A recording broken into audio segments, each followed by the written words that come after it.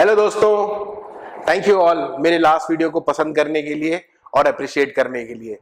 Thank you for motivating me कि मैं बढ़ चढ़ के हिस्सा लूं और आगे आपके लिए और अच्छे वीडियो बनाऊं।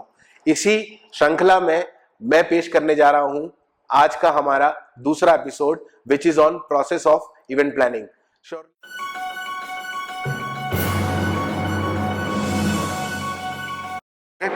This is basically dynamics of event management. अभी हमने इवेंट मैनेजमेंट को समझा, क्या है, कैसा है, कहाँ कहाँ अप्लाई होता है, बट आपको ये पता है कि event management is a deliberately research and plan process. जब भी कोई प्रोसेस की बात करते हैं तो there are certain steps that we need to follow. उसी स्टेप्स में जब हम डायनेमिक्स ऑफ इवेंट मैनेजमेंट की बात करते हैं, एक ओवरऑल हमने स्टेप्स तैयार किए हैं, वो डिराइव किए, जिसके अकॉर्डिंगली एक इवेंट डिजाइन होता है और फंक्शन करता है, जो आपको भी समझना बहुत जरूरी है। Basically now this is basically related to your chapter. जो आप इवेंट प्लानिंग का चैप्टर पढ़ोगे उसमें जो पहला टॉपिक ही आता है समझाने के लिए, that is dynamic of event management. अब यहाँ किताब से आप रेफरेंस ले सकते हो। सो आप किताब में ऑप्शंस देखोगे ये सारे, ठीक है, उसकी अलग तरीके से एक्सप्लेनेशन है, बट यहाँ हम एक्सप्लेनेशन की बात नहीं कर रहे, हम यहाँ उसके सॉल्यूशन की बात कर रहे हैं। यहाँ बेसिकली आपको मेथड एंड स्टेप्स बताएंगे जिसमें आप उन चीजों में एक्सेल कर सकते हो। खैर, इसको लिए समझना जरूरी है कि उसके बिहाइंड की साइंस क्या है, इसकी बात नहीं है। An idea can change your life. Idea in the sense कि आप समझो, अगर एडिसन को ये ख्याल नहीं आता कि बल्ब भी बन सकता है तो क्या वो बनता? हेनरी फोर्ड को अगर पहले इंजन का आइडिया नहीं आता तो क्या आज गाड़ियां होती? राइट ब्रदर्स अगर एरोप्लेन नहीं बनाते तो क्या आज एरोप्लेन होते? ऐसे आप देखोगे टेक्नोलॉजिकल इनोवेशंस, अगर वो नहीं होते ये आइडिया कैसे आते लोग? न्यूटन को आइडिया आया है कि सेब गिरा, सेब तो पहले भी गिरता था। ऐसा तो नहीं कि न्यूटन ने नया कुछ सीख लिया, तो उसको वो आइडिया आया, हमें नहीं आया। आर्किमिडीज प्रिंसिपल, आइडिया यूजुअली आते कहां से है, कैसे उसको जनरेट किया जाता है, क्या उसके तरीके हैं। सी, सबके दिमाग अपने डिफरेंट तरीके से काम करते हैं। कहा जाता है कि अगर आप बड़े लोगों से बात करो, एजुकेटेड लोग बात करो, तो हमेशा बड़े बड़े बात, इनोवेटिव बात करें। बिजनेस मैन का बात करोगे, बिजनेस की बात करेंगे। आप कॉम्प्लेक्स खा जाओगे। आप कभी बिजनेस में बैठोगे तो उनकी बातें सुनोगे ना, तो लाखों करोड़ों में बात करते हैं। ऐसा लगेगा आप लगेगा छोटे आदमी हो, जिंदगी में कुछ नहीं किया आपने। So when you talk to great people, they always talk about ideas. जो समझदार और सक्सेसफुल लोग होते हैं वो हमेशा आइडियाज की बात करते हैं, नए नए इमोशंस की बात करते हैं, नए नए तरीकों की बात करते हैं। जैसे प्री वेडिंग शूट और पोस्ट वेडिंग शूट भी किसी समझदार इवेंट मैनेजर का ही आइडिया था।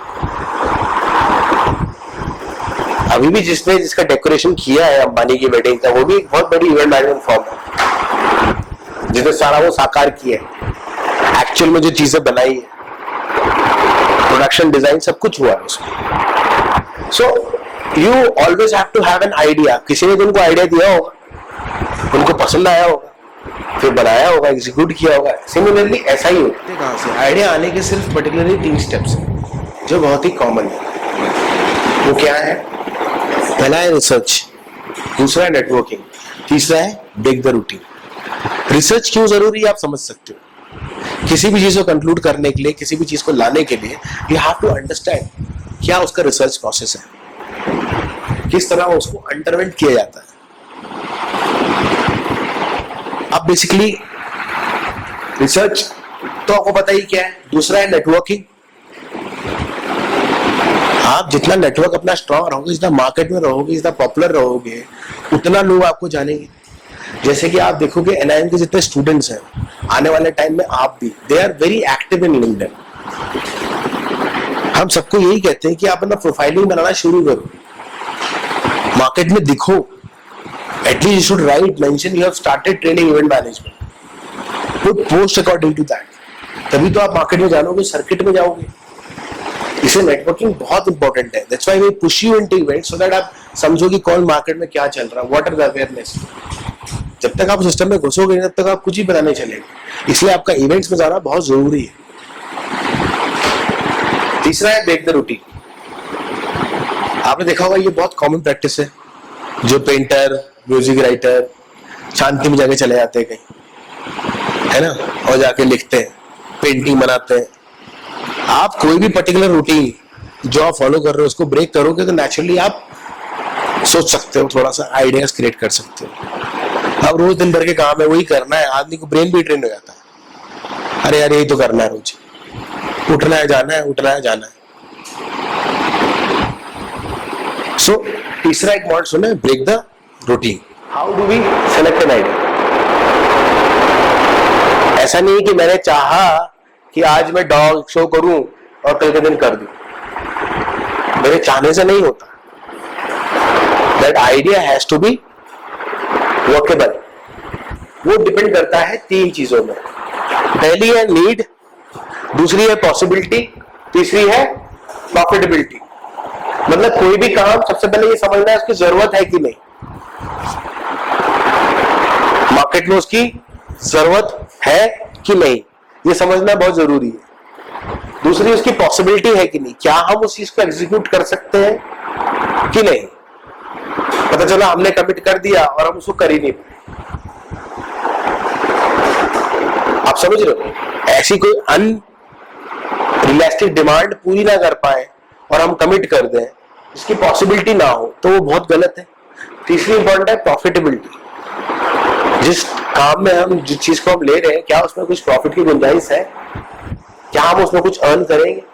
अगर हम उसमें अर्न नहीं कर रहे तो वो waste of time and resources है। उसी प्रकार आपको समझना है कि नीड क्या होती है। क्या होती है नीड? जवाब देंगे जरा। आइडिया इज डन, आपने सेलेक्ट कर लिया कि चलो मुझे फला फला डेकोरेशन करना है, मैंने ये इवेंट करना है, या मैंने शादी यहाँ रजिस्ट्रेशन वेडिंग करनी है, जो भी इवेंट आपने सेलेक्ट कर लिया। अब बारी आती है to present your idea.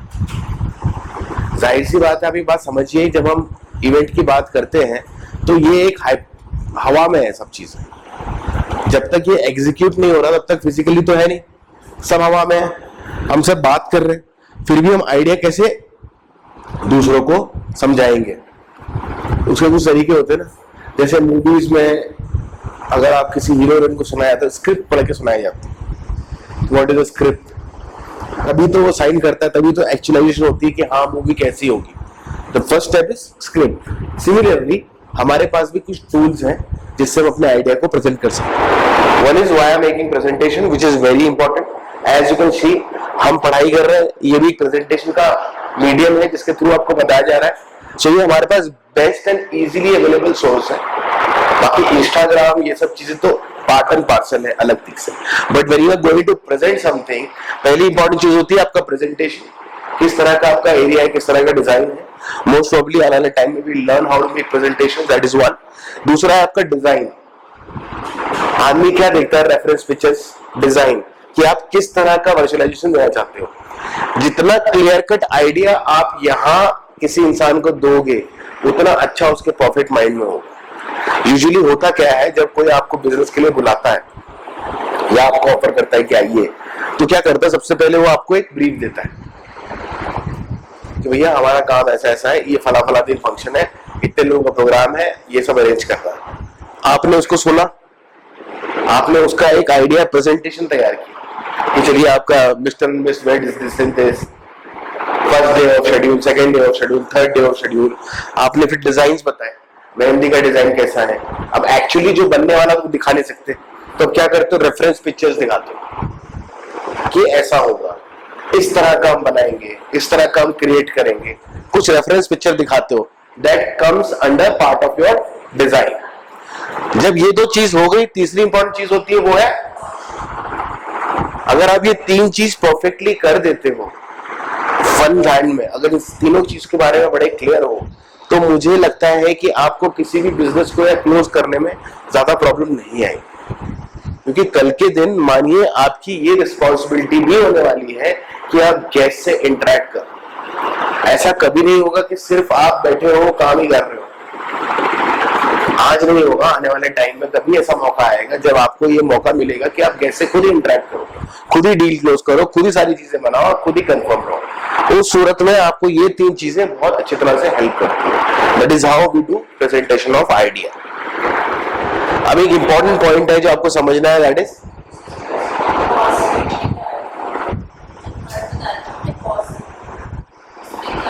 Cost sheet में बेसिकली जितने भी, कॉस्ट शीट बताना भूल गया। कॉस्ट शीट में बेसिकली क्या होता है, कॉस्ट शीट में जितने भी आपके एलिमेंट्स होते हैं, जो आपका खर्चा आएगा राइट फ्रॉम द बिगनिंग, आप जो जो चीज लगाने वाले हो, जब आप किसी को बिल प्रेजेंट करते हो तो उसको डिटेल वेरिफिकेशन दो।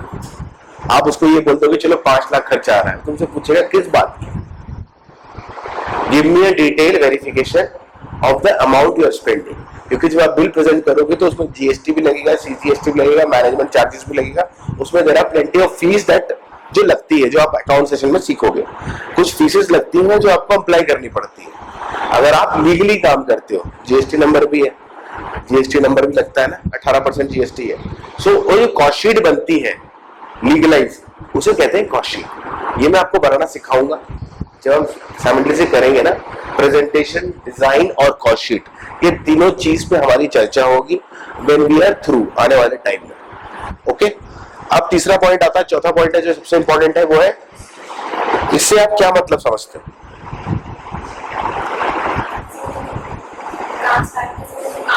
स्ट्रैटेजी मतलब क्या होता है गाइस?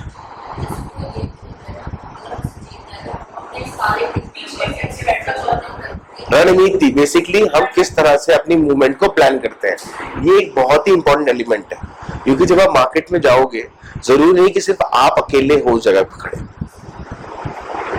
उसमें बहुत सारे और भी लोग हैं जो पार्टिसिपेट कर रहे हैं, बहुत सारे और भी लोग हैं जिनका इन्वॉल्वमेंट रहेगा।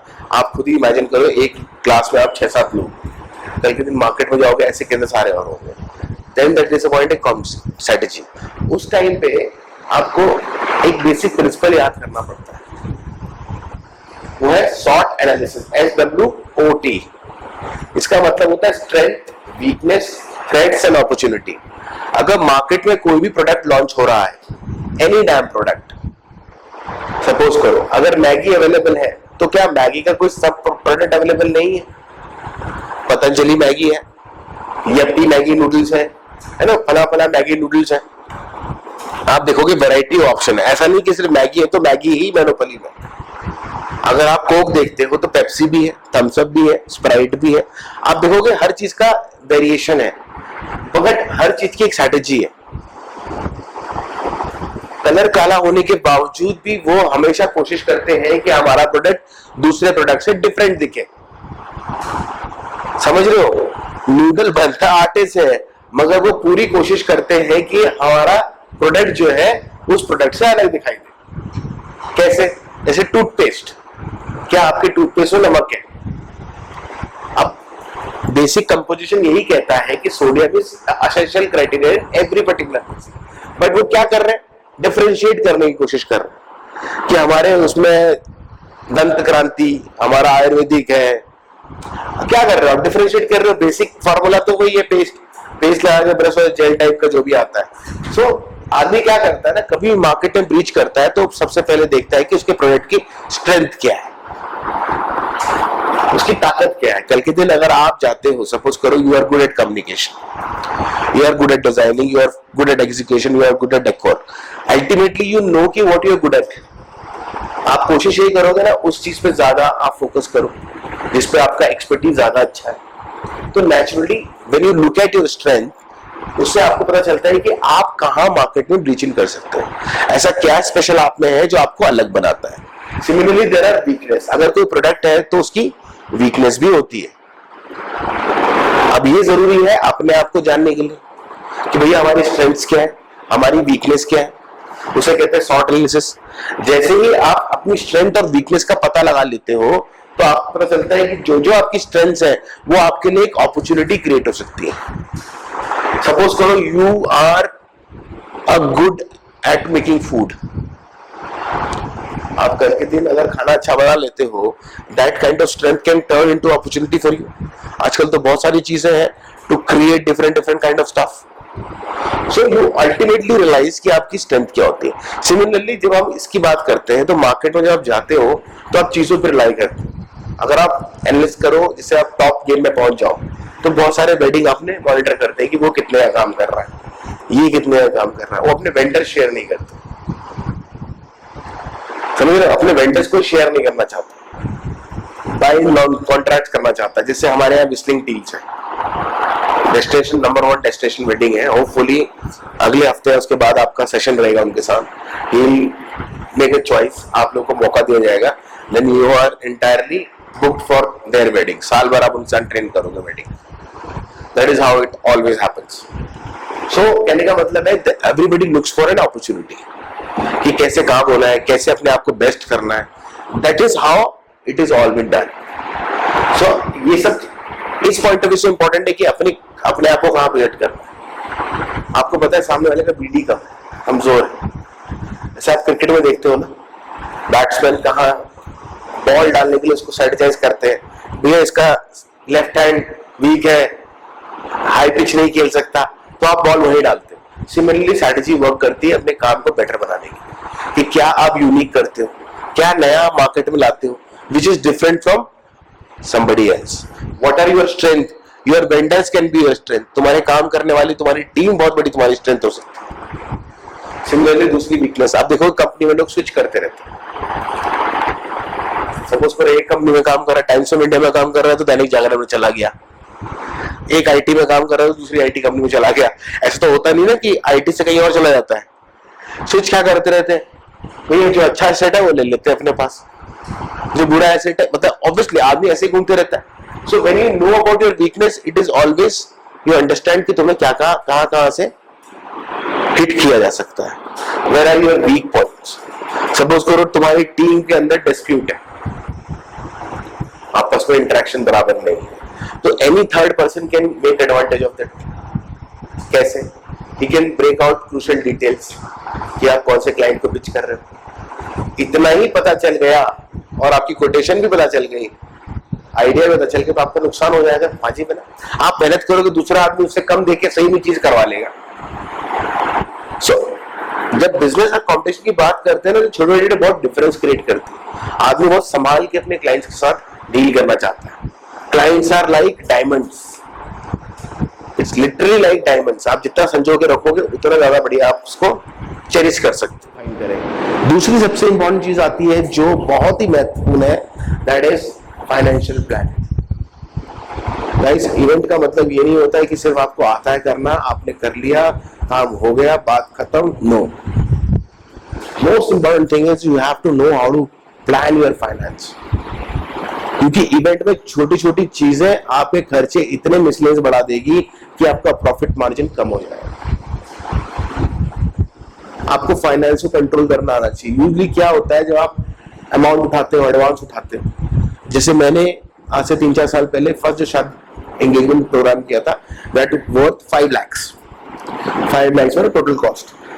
When they give me the amount 50%, कितना हुआ? 2.5 lakhs। चेक दिया उन्होंने, 6-7 महीने पहले बुकिंग कर ली थी। अब एक्चुअली क्या हुआ, I couldn't utilise this amount properly, उनकी इवेंट आने से पहले ही खर्च हो गया। अब मैंने कैसे जोड़ जाड़ के कहां से पैसे उठा पटक करके फाइनली किया। बट रियलाइज इसकी, जब आप फंड लेते हो, फाइनेंशियल प्लानिंग करते हो, इमीडिएटली आपने तभी अपनी फाइनेंशियल प्लानिंग करनी। अगर आपने फाइनेंशियल प्लानिंग लूज कर दी तो आप बहुत बड़ा नुकसान झेलोगे।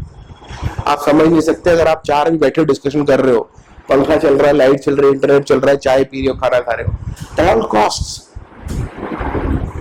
ये सब खर्चा आप किसी और की, मतलब ऑब्वियसली आप अपनी कॉस्ट रिड्यूस करना चाहते हो, अपने रिसोर्सेज को इस्तेमाल करना चाहते हो, तो वो फाइनली उसका तरीका ज्यादा बढ़िया ये है कि जब भी आप कोई चीज करते हो तो आपने फाइनेंशियल प्लानिंग के लिए सबसे पहले क्या करना है। हम यूजुअली इवेंट क्यों कहे जाते हैं, इवेंट मैनेजर्स क्यों कहे जाते हैं? क्योंकि हम मैक्सिमम चीजें स्पॉन्सरशिप के द्वारा, हमारा जो गेम प्लान है मार्केटिंग का, वो टैक्टी ये है कि हम आपको ऐसे प्लान दे सकते हैं जिससे कि आप हमसे जुड़ सको। We try to mend the dots. Product कोई भी हो, हम उसको जोड़ के उसके साथ अभी ब्लडकुल वाले हैं वो मैराथन करा रहे हैं, क्या संबंध है? इंजीनियर प्रोग्रामिंग है, बट उनका कहीं ना कहीं एक मोटिव है पब्लिक के बीच में अवेयरनेस क्रिएट करना, है कि नहीं? उसके थ्रू चैनलाइज कर रहे हैं। वो कौन कर रहा है? Event manager. अभी आप पेट्रोल डीजल वाले हो, आपको एंटरटेनमेंट का कुछ भी पता नहीं है, आपको और बिजनेसमैन हो या अकाउंट्स वाले हो, लॉयर हो, ऐसी सूरत में हम लोग होते हैं जो उनको डिजायरेबल आउटकम देते हैं, ऑडियंस के सामने उनको प्रेजेंस बनाते हैं। और जब मैं मार्केटिंग में आपको पढ़ाऊंगा तो एक ब्रांड का क्या मोटिव होता है वो समझाऊंगा, उससे आपको बेटर अंडरस्टैंडिंग होगी। देखो, ब्रांड और क्लाइंट में ज्यादा फर्क नहीं है। क्लाइंट एक फिजिकली आदमी है, ब्रांड एक पर्टिकुलर प्रोडक्ट है। सोचने में देखोगे तो सबकी सेम सिमिलर फीचर्स हैं ऑन ग्राउंड जैसे इंसान के होते हैं। इंपॉर्टेंट जो है कैश इन हैंड, आपके पास पैसा कितना है। देखो, किसी भी इवेंट को अगर आप प्लान करते हो तो यकीन मानो इनिशियल जो इन्वेस्टमेंट होगी वो आपकी तरफ से होगी, बिकॉज इट्स अ बिजनेस। आप जब कोई प्रोजेक्ट शुरू कर रहे हो, इनिशियल प्रिंटिंग करोगे, इनिशियल स्टार्टिंग करोगे, अगर प्रोजेक्ट बनाते हो, सपोज करो we plan an exhibition out here, Navratre आ रहे, डांडिया प्रोग्राम, लेट्स, सबसे बढ़िया हम देहरादून में डांडिया का प्लान करते हैं। हमें सबसे पहले क्या चाहिए होगा डांडिया प्लान करने के लिए? एग्जैक्टली जब वेन्यू हमारे पास होगा तभी तो हम डिजाइन में लिख पाएंगे कि इस वेन्यू पे आना है। वेन्यू डिजाइन करने के लिए आपको टेंटेटिव बुकिंग करानी पड़ेगी। अब हम इमेजिन कर रहे हैं कि हमारे पास कैश इन हैंड है, हमने उसे टेंटेटिव बुकिंग करा दी, यूजुअली हमारा कैश लगा। आप बात समझ रहे हैं? आपने डांडिया नाइट के लिए शुरू कर दिया प्रोग्राम, प्रिंट्स बनाए, ऐड बनाए, कुछ तो डिजाइन बनाओगे, मार्केट में भेजोगे, सर्कुलेट करोगे। सो इनिशियल पेमेंट आपकी है, उसी के बेसिस में आप स्पॉन्सरशिप को अप्रोच करोगे। जब हम स्पॉन्सरशिप पढ़ेंगे तो आपको समझ में आएगा कि स्पॉन्सरशिप के लिए कैसे अप्रोच किया जाता है, कैसे स्पॉन्सरशिप के प्रपोजल बनते हैं। I will describe you in detail how sponsorship proposals are being made, क्या साइकी रहती है, क्या उसके पीछे फैक्ट रहता है, एवरीथिंग विल डिस्कस। और तीसरी इंपॉर्टेंट चीज है रिसोर्सेस। रिसोर्सेज मतलब जो चीजें आपके पास अवेलेबल है। हमारे पास क्या अवेलेबल है? Man power, hands. आज हम एक आदमी नहीं, हम 4 नहीं 6-7 आदमी हैं जो मिलकर काम कर सकते हैं। That is also resource. तुम्हारे पास गाड़ी होगी, तुम्हारे पास गाड़ी होगी, तुम्हारे पास गाड़ी होगी, तुम्हारे पास कंप्यूटर होगा, लैपटॉप होगा, हमें बाहर से एक्वायर करने की जरूरत नहीं। That is a resource. चलो, हमारे घर में आउट हाउस है, गैराज है, ऑफिस बनाने की जरूरत नहीं है, वहीं से ऑपरेट कर सकते हैं। That is a resource. Ultimately क्या कर रहे हैं? हम अपनी कॉस्ट सेव कर रहे हैं। इवेंट मैनेजर ऐसा प्रोफेशन है जिसके लिए आपको फिजिकली ऑफिस होने की जरूरत नहीं है। आपकी प्रेजेंस, आप इंडिविजुअली ही कंपनी को रिप्रेजेंट करते हो, क्योंकि आपकी सारी कंपनी फिजिकली इवेंट जो है, these are captured in the pictures and the movements. समझ रहे हो? तो इवेंट मैनेजमेंट इसलिए इतना सक्सेसफुल रहा क्योंकि इसमें कोई इन्वेस्टमेंट नहीं लगता, ना शॉप एट लगता है, ना कुछ लगता है। कोई ऐसा रूल्स रेगुलेशन है नहीं, आप कहीं से भी शुरू कर सकते हो, कहीं भी बैठ सकते हो। सो इसीलिए ये बहुत सर्वाइविंग रहा, क्योंकि इसको कहा जाता था जुगाड़ू। आपको टैक्टफुल होना बहुत जरूरी, रिसोर्सफुल होना बहुत जरूरी, चीजों का कैसे प्रयोग किया जाता है। अगर आप वो नहीं हो तो इवेंट में आप सर्वाइव नहीं कर सकते। अगर आपके पास 3 ही चीजें अवेलेबल हैं, yet you have to create something out of it and present it, तभी आपकी क्रिएटिविटी काम आती है। किसी ऐसी सिचुएशन पे हो जहां बनने के लिए सिर्फ दाल और चावल है और प्याज मसाला है, उस सिचुएशन में क्या करोगे? You have to come up with a solution. No, खिचड़ी बनाओगे, सबसे बढ़िया बेस्ट आइटम, सब्जी उब्जी की जरूरत थी, मिक्स करके दाल हल्दी मिला के खा सकते हो। सो इसी कहते हैं जुगाड़ू पद्धति। So you have to understand कि जब आप फाइनेंशियल प्लानिंग करते हो तो इन चीजों का बहुत इंपॉर्टेंस है।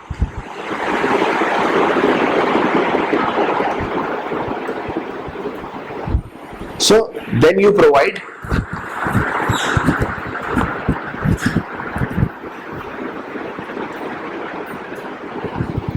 जब आपने सब कुछ डिसाइड कर लिया, उसके बाद होती जॉब रिस्पॉन्सिबिलिटी। आप ये समझिए, event is not one man's job.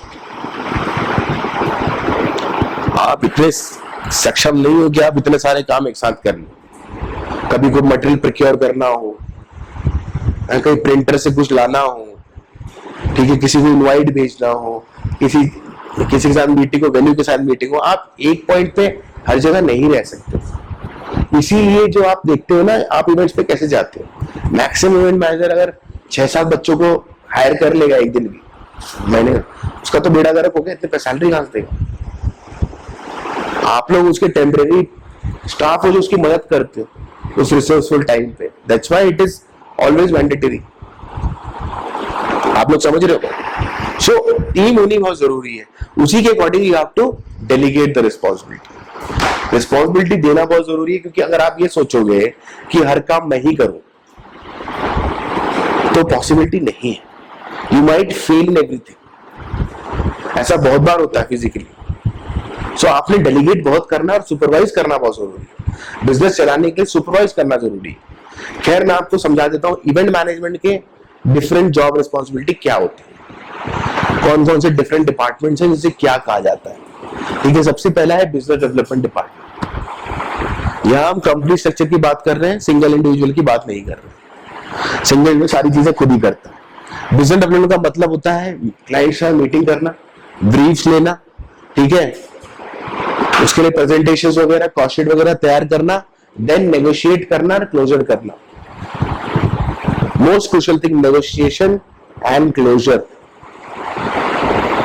आपको अपने प्रोडक्ट के बारे में बहुत अच्छी तरह पता होना चाहिए, आपके मार्जिन्स को पता होना चाहिए, तभी आप अच्छा नेगोशिएट कर पाओगे। आपने 5 लाख बोला, सामने वाला तुरंत फेंक के तो 5 लाख नहीं दे देगा ना, वहां कुछ कम ज्यादा होगा ना। किस बेसिस पे कम ज्यादा करोगे? हाइपोथेटिकली ऐसे उठा घुमा फिरा के।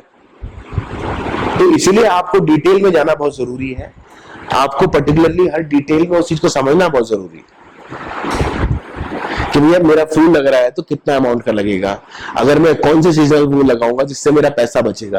क्योंकि देखो कैसा होता है, जब आपने बजट फिक्स कर दिया, बाकी चीज तो आपके हाथ में। अब ये जो बजट है वो आपके हाथ में, किस चीज को कितना खर्चा करना है, किस चीज को कैसे दिखाना है। अब कोई आदमी फिजिकली, बहुत कम लोग होते तो एक फूल गिनेगा, कभी आर्टिफिशियल भी यूज करते हो, कभी मिक्स भी यूज करते हो, ये सारी टैक्टिक्स होती है। बीडी बनाया काम होता है कि भैया बेसिकली आपको बिजनेस क्लोज करना, नेगोशिएट करना, क्लोजर करना, कि भैया इतने में डील डन है, इतने में टर्म्स है। उस चीज के लिए आपकी प्रेजेंस और नॉलेज बड़ी स्ट्रांग होनी चाहिए, इसीलिए ये सक्सेसफुल होते हैं। दूसरा डिपार्टमेंट है ऑपरेशंस, जिसका बेसिकली काम है वेन्यू रेकी करके आना, वेन्यू लॉजिस्टिक देखना, वेन्यू पे सेटअप करना, अरेंज करना, सारी रिक्वायरमेंट देखना। जैसे मैं बीडी वाला हूं, मैं क्लाइंट मैनेज कर रहा हूं, आप मेरी ऑपरेशंस टीम में हो, आप ऑन ग्राउंड ऑपरेशंस मैनेज कर रहे हो, वो मेरी दूसरी टीम में है, वो मेरा ट्रांसपोर्टेशन मैनेज कर रही है, आप मेरी हॉस्पिटैलिटी टीम में हो, आप मेरा होटल मैनेज कर रही हो। हम एक दूसरे से कोऑर्डिनेट कर रहे हैं पर्टिकुलरली एक ही प्रोडक्ट के। आप मेरी ऑपरेशंस टीम हो, मैं आपका बीडी टीम। इसी तरह से काम होता है। ऑपरेशंस की सोनली जिम्मेदारी ये होती है कि वो वेंडर्स मैनेज करे। अगर आप ऑपरेशन में होगे तो आप पे खुद के वेंडर्स होंगे। तो जो ऑपरेशंस को चूज करते हैं उनकी सबसे बड़ी जिम्मेदारी होती है बजट प्रिपरेशन। हालांकि जब आप अकेले होगे तो सारी चीजें खुद ही करोगे। बजट प्रिपरेशन करनी पड़ेगी, कॉस्ट शीट बनानी, नेगोशिएट करना, मटेरियल की जानकारी, कौन सा मटेरियल कहां से रिसोर्स होगा।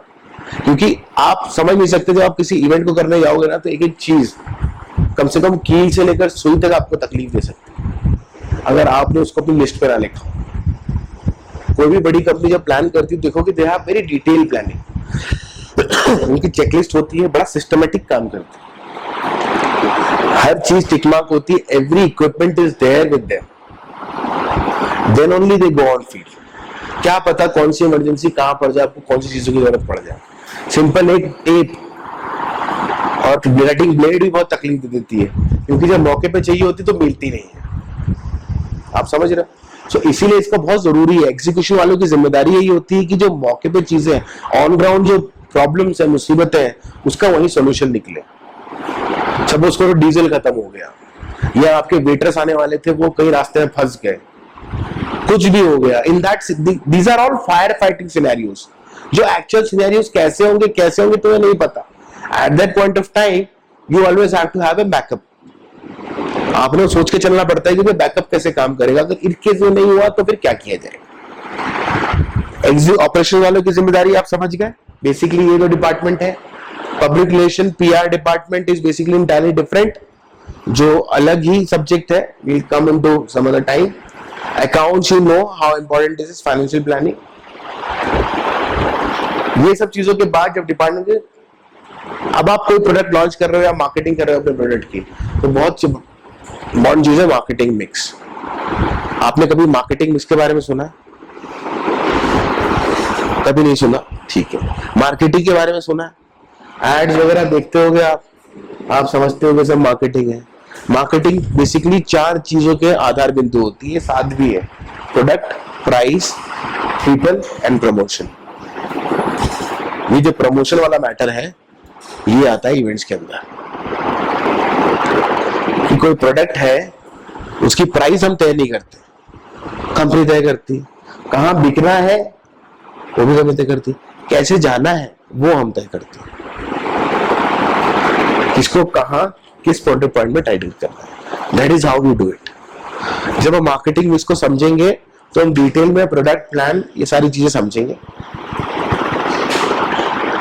जब आप कॉस्ट एस्टिमेट करते हैं, कॉस्ट शीट बनाने के लिए आपको क्या करनी पड़ती है? Cost estimation. आपको किसी चीज की कॉस्ट निकालनी पड़ेगी तभी आपको पता चलेगा ना क्या चीज है. सबसे पहले तो ये समझना, अगर आपको किसी चीज की कॉस्ट निकालनी है तो आपके सबसे टॉप प्रायोरिटी वाले खर्चे कौन कौन से आते हैं, वो क्या होते हैं? वेन्यू, प्रिंट मटेरियल, कोलैटरल से मेरा मतलब है टी शर्ट्स प्रिंट करा ली, फ्लेक्स प्रिंट करा लिए, कार्ड्स प्रिंट करा लिए, आई कार्ड्स प्रिंट करा लिए, कैप, जो भी फैला चला दीजिए. Those are all collaterals. अगर कोई इवेंट कर रहे हो, साउंड की रिक्वायरमेंट जरूर होगी आपको लाइट, साउंड लाइट. यहाँ का ट्रेडिशन ऐसा है, यहाँ जो कहा जाता है साउंड लाइट का एक ही वेंडर होता है. अगर आप बड़े शहर में जाओगे तो साउंड का अलग होता है, लाइट्स का अलग होता है. बट यूजुअली क्या है, यहाँ जो साउंड वाला डीजे वाला होता है वही लाइट्स का भी काम करता है मैक्सिमम. 5वीं चीज है ट्रांसपोर्टेशन. क्योंकि कोई भी चीज को यहाँ से वहां मूव करना है तो कॉस्ट लगेगी. That should be also included. ऐसा नहीं है कि आप कॉस्ट उसकी, देखो जब आप किसी को बजट कॉस्ट दे रहे हो ना तो आपने हर चीज इंक्लूड करनी है. क्योंकि अगर आपने वो चीज इंक्लूड नहीं की और बाद में आपसे मिस हो गई, फिर आप क्लाइंट से मांगने जाओगे तो नहीं मिलेगी. वो सोचेगा आप बेवकूफ बना रहे हो. ऐसा मैंने बहुत बार देखा है, ऐसे हमारी डील बहुत बार गड़बड़ हुई है. इसलिए आप जब प्लानिंग करते हो डिटेल में हर चीज को प्लान करना बहुत जरूरी है.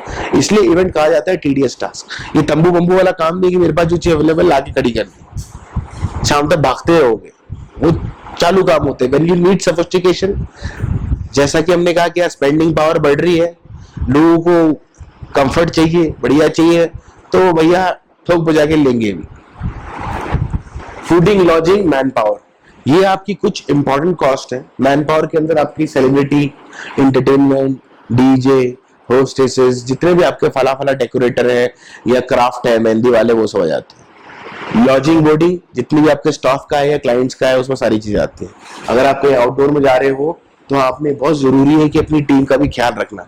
लीडरशिप का पहला रूल ही ये कहता है, as a leader you have to always look forward to it. आप अल्टीमेटली समझोगे कि सारी चीजें वेल कनेक्टेड है एक दूसरी चीजों से.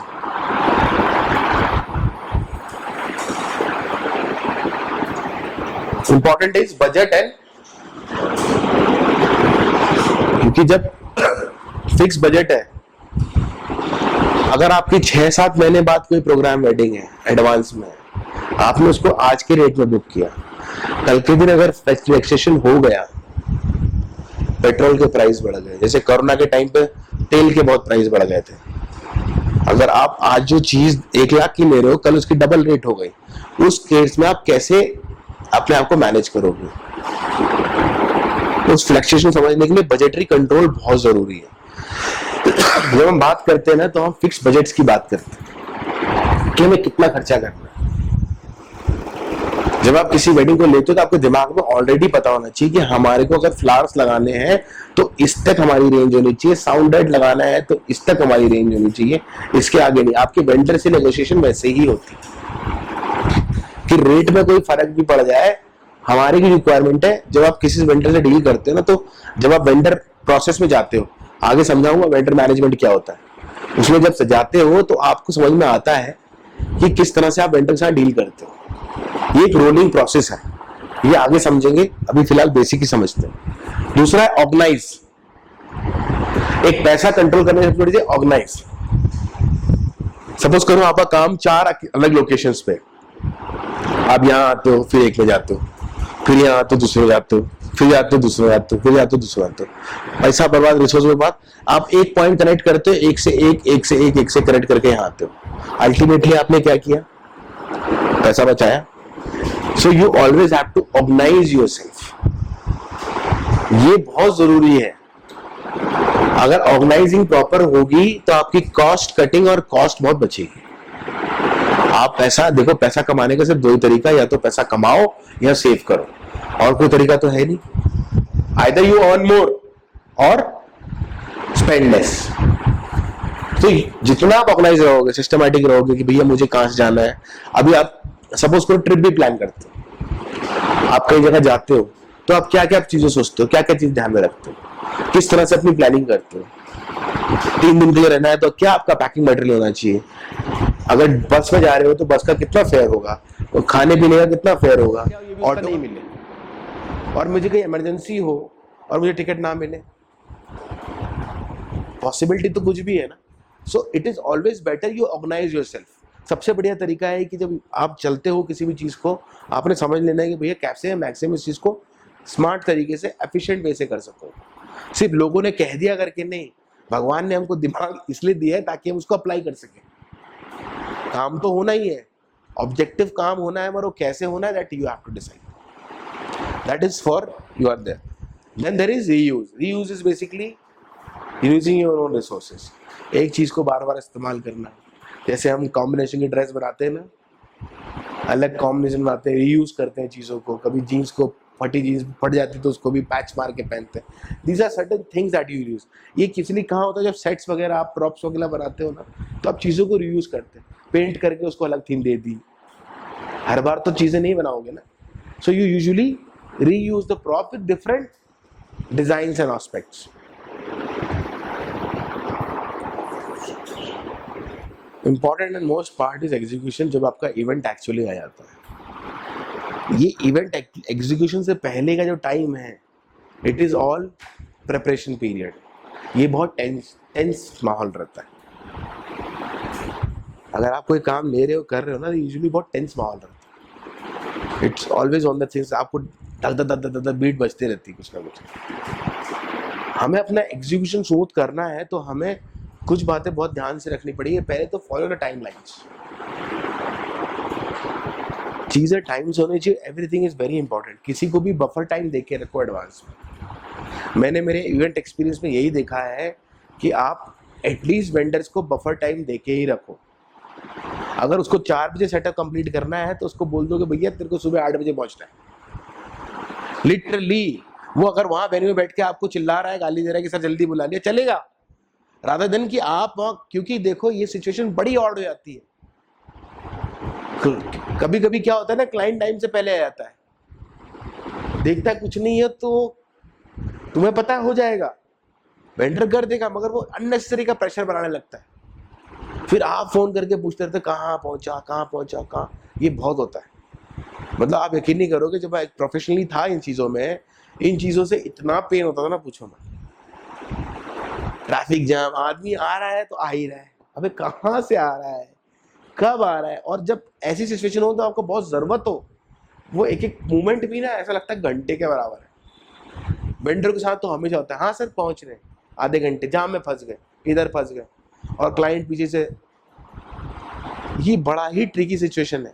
तो इसलिए मैं कहता हूँ कभी भी टाइम मैनेजमेंट, सुपरविजन, ये ब्रीफिंग बहुत जरूरी है। हम जितना चीजों को मिस आउट करते रहेंगे ना, उतना दिक्कत हो जाएगी। Then there is coordination.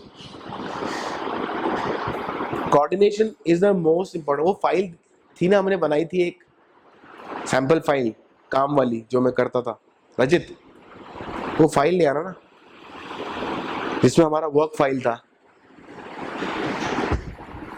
मैं आपको एक पर्टिकुलर सैंपल दिखाता हूँ कैसे हम लोग इवेंट मैनेजमेंट में ऑपरेट करते हैं।